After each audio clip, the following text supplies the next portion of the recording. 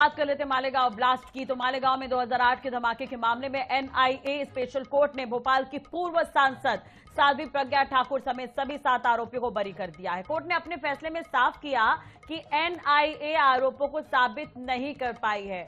Court ने सभी आरोपियों को सबूतों के अभाव में बरी कर दिया है। कोर्ट ने कहा कि जांच एजेंसी आरोप साबित नहीं कर सकी, इसलिए सभी आरोपियों को संदेह का लाभ दिया गया है। आपको बता दें कि 29 सितंबर 2008 को मालेगांव में धमाका हुआ था। 6 लोगों की मौत हुई थी, 100 से ज्यादा लोग घायल हुए थे। 8 साल तक साध्वी प्रज्ञा जिन्होंने सजा काटी है, अब इस पर उन्हें क्लीन चिट मिली है। मालेगांव ब्लास्ट केस के सभी 7 आरोपी जो हैं वो बरी कर दिए गए हैं। ये ग्राफिक्स के जरिए भी हम आपको 7 जो लोग हैं जिन्हें बरी किया गया है हम आपको बता रखे हैं तस्वीरों के साथ। साध्वी प्रज्ञा ठाकुर एक तरह से देखा जाए तो हर बार वो अपनी पीड़ा बताती हुई नजर आई है। 2011 में एनआईए इस पर जांच कर रही थी। एनआईए के स्पेशल कोर्ट ने आज 7 आरोपियों को बरी किया है। तो सबूत नहीं मिले, शक के आधार पर सजा नहीं दी जा सकती, ये कहा गया है जज की तरफ से। आपको बता दें क्या कुछ आरोप लगे थे, किन पर आरोप लगे थे। साध्वी प्रज्ञा सिंह ठाकुर, कर्नल प्रसाद पुरोहित, मेजर रमेश उपाध्याय, अजय राहिरकर, सुधाकर धर द्विवेदी, समीर कुलकर्णी, सुधाकर चतुर्वेदी। तो ये पूरा मामला रहा। आपको बता दें कि 6 लोगों की मौत हुई थी इस पूरे घटनाक्रम में और 100 से ज्यादा लोग घायल थे। तो मालेगांव ब्लास्ट केस में कई चीजें देखने को मिली है। आपको बता दें कि कई इस पर उतार चढ़ाव देखने को मिले। जमानत पर रिहा होने के बाद प्रज्ञा सिंह ठाकुर ने 2019 में बीजेपी उम्मीदवार के रूप में चुनाव लड़ा और सांसद बनी। इसके बाद केस केवल कानूनी रहा, राजनीतिक विमर्श का भी विषय उस समय बन गया था। 2016 में कोर्ट में कहा गया कि प्रज्ञा ठाकुर के खिलाफ पर्याप्त सबूत नहीं है। 17 में उन्हें जमानत मिल गई। तो इस केस की धाराओं पर बड़ा असर डालने वाला यह निर्णय रहा था।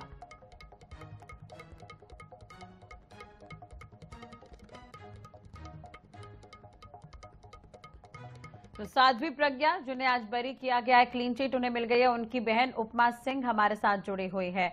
मैम, आज का ये जो फैसला है वो कहीं ना कहीं राहत देने वाला होगा। इतने सालों तक दुख सहने के बाद आज संतुष्टि मिली है क्या?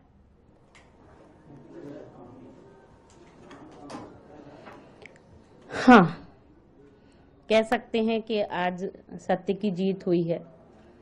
और सर्वप्रथम ठाकुर जी को और न्याय व्यवस्था को धन्यवाद। सभी सनातनियों को, इस पूरे हिंदू राष्ट्र को बधाई और उन सभी लोगों को बधाई विश्व में कहीं भी बैठे होंगे, उन जिनकी आस इस केस में लगी हुई थी, जिनको इस निर्णय का इंतजार था, जो प्रतीक्षारत थे कि एक दिन सच्चाई की जीत होगी, उन सभी को भी बधाई और बहुत बहुत धन्यवाद।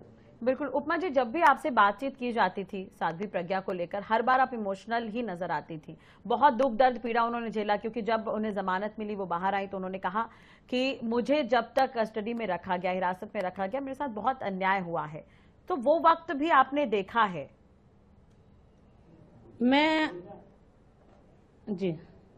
मैं आज भी बहुत रोई जब पहली बार कान में आवाज पड़ी कि साध्वी प्रज्ञा बरी। तो मुझे याद आई मेरे पिता की, जो इस तनाव के कारण पैरालिटिक अटैक के शिकार हो गए थे और उसी में उनकी मृत्यु हो गई थी। मैंने याद किया अपनी माँ को, जो बीच बीच में पूछती रहती थी कि डिसीजन आ गया क्या बेटा। मुंबई हम लोग जब भी जाते थे, जब भी पेशी होती थी, तो हर बार बड़ी आशा भरी दृष्टि से हमारे लौटने पे वो देखती थी कि शायद इस बार कुछ अच्छा निर्णय हुआ होगा। परंतु शायद उनके भाग्य में नहीं था ये दिन देखना, इसलिए आज वो दोनों लोग स्वर्ग में हैं और वहीं से हम सबको आशीर्वाद दे रहे होंगे, प्रसन्न हो रहे होंगे। और मेरे पिता जो बहुत ही दृढ़ संकल्पी व्यक्ति थे, संघ के पदाधिकारी थे, वो हमेशा कहते थे कि सच हमेशा जीतता है बेटा, चाहे जितना भी कष्ट हो।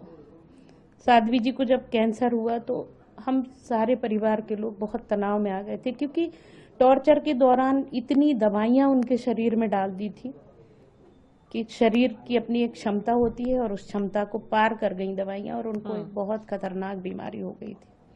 आज तक भी जाने कितने तरह की बीमारियां जो जनरली लोग सुनते नहीं हैं, उस तरह की बीमारियों से वो जूझती हैं।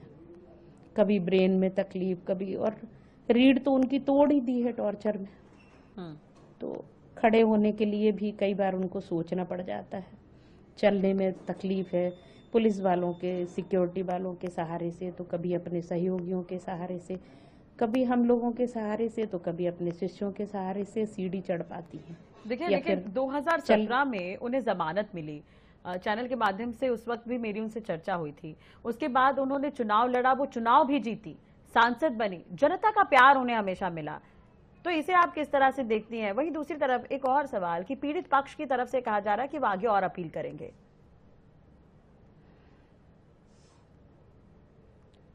मैं तो कहती हूँ कि वो करें अपील, उनका अधिकार है, उनको जो करना है वो करें।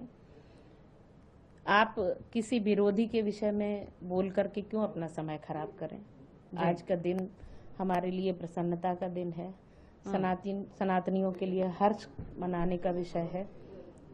साध्वी जी के जितने भी कार्यकर्ता हैं, उनके जितने भी शुभेच्छु हैं, उनके जितने शुभचिंतक हैं, उनके जो शिष्य हैं, उनके परिवार के लोग हैं, ये सारे लोग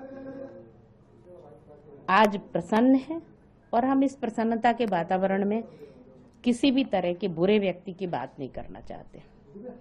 उनका काम वो करें, हमारा काम हम करेंगे। ठाकुर जी हमेशा अपना काम करते हैं। 17 साल निकल गए, आज साध्वी प्रज्ञा का जो नाम है, अगर वो चुनाव लड़ सकती थी, जीत गई वो चुनाव 2019 में, तो शायद कुछ और होती साध्वी प्रज्ञा आज। तो 17 सालों में जो नुकसान हुआ है उसका दर्द तो होगा ही।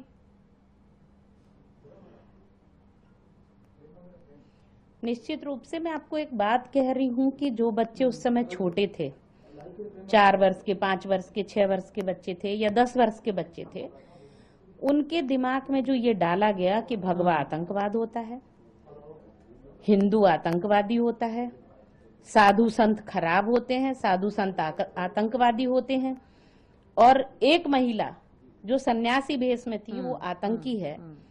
ये जो फीड उन लोगों के दिमाग में उस समय मीडिया के माध्यम से, सोशल मीडिया के माध्यम से, मैं किसी को दोष नहीं दे रही हूँ, लेकिन उस समय जो वातावरण था, मैं वो यथार्थ बता रही हूँ आपको कि उस समय उस वातावरण में जो चीजें घुली, जो चलाया गया, जो दिखाया गया, जो पढ़ाया गया, जो समझाया गया, तो उन 10 वर्ष तक की उम्र की बच्चों के दिमाग में जो ये चीज फीड हुई, इस चीज को कौन साफ करेगा? उनके सामने कौन स्पष्टीकरण देगा कि ऐसा कुछ नहीं होता है? बाल मन पर जो चीजें छप गई कि ये आतंकवादी हैं, उसको कौन कंपनसेट करेगा, आप ये बताइए।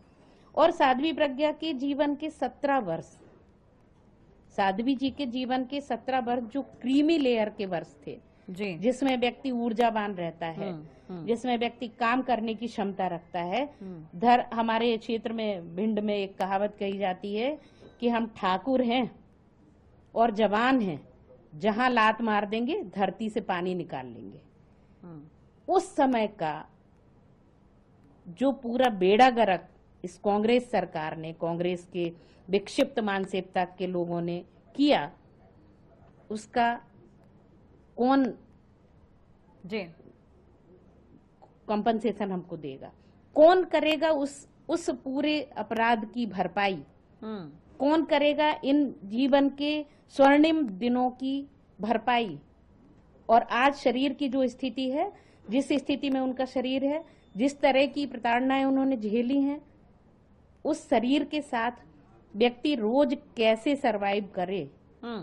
इस पीड़ा के साथ पूरे शरीर में दर्द, रीढ़ में दर्द, सिर में दर्द, उल्टियों का मन, वॉमिट सेंसेशन होता रहता है। मतलब कोई सी तकलीफ नहीं है जो आप सहन नहीं कर रहे हो। तो इस सहन करने के बदले में कौन क्या करना चाहता है, आप ये बताइए। क्या किया जाए उन लोगों के साथ जिन्होंने ये कष्ट दिया है? बिल्कुल जायज सवाल है। बहुत बहुत शुक्रिया उपमा जी जुड़ने के लिए और बातचीत करने के लिए। तो एक तरह से देखा जाए तो अब ब्लास्ट पूरा मामला जो है 2008 का था, इस पर फैसला आया, 7 आरोपी बरी हो गए। इसमें साध्वी प्रज्ञा, उनकी बहन हमारे साथ जुड़ी थी। उन्होंने साफ तौर पर कहा 17 साल का जो समय गुजरा है वो कैसे गुजरा है वो हम जानते हैं। अब इस पर क्या कहा जाए, तो तमाम तरह के सवाल हैं। हर बार वो इमोशनल नजर आती हैं, चाहे वो जमानत हुई हो, चाहे वो चुनाव जीती हो। आज वो रिहा हो गई है, क्लीन चिट उन्हें मिल गई है। तो अब देखने वाली बात होगी कि इस पर और भी क्या कुछ रिएक्शन मिलते हैं। फिलहाल इस बुलेटिन में इतना ही। नमस्कार।